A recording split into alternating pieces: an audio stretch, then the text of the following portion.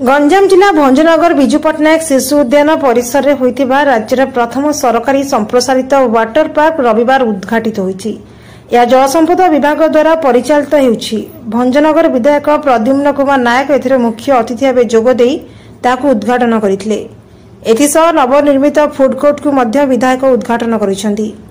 Water park उद्घाटन अवसर में विधायक नायक कहिथिले जे उक्त पार्क को राज्य में 1 नंबर पार्क कराजिबो।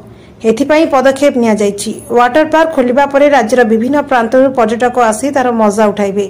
आगामी दिन में भंजनगर पर्यटकों पई आकर्षणर केन्द्रबिंदु हेबो। एथिसह आम अंचलर अनेक परिवार प्रत्यक्ष और परोक्ष भावे आत्मनिर्भरशील होई पारे बोली से कहिथिले। एक कार्यक्रम में उपजिलापाल उमाशंकर बेहेरा, एनएससी अध्यक्ष गोपबंधु महापात्र, ब्लॉक अध्यक्ष नरिसभा नायक, भाजपा घुमुसर सांगठनिक जिला सभापति नीलमाधव पात्र, एमपी प्रतिनिधि शिवशंकर प्रधान, संतोष तियाड़ी, रवींद्र गौड़ प्रमुख सम्मानित अतिथि भाव जोग देथिले।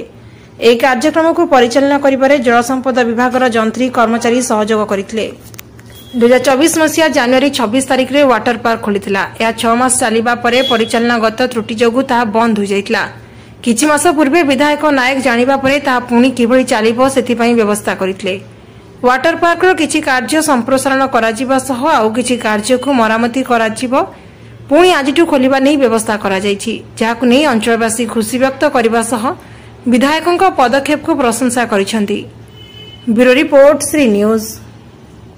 चाउ को ताकु दाउ पुरो काउ दे दो नाही जोले सारु को पताले कह दे काउ त खाइले कि भोको को सफिशिएंट को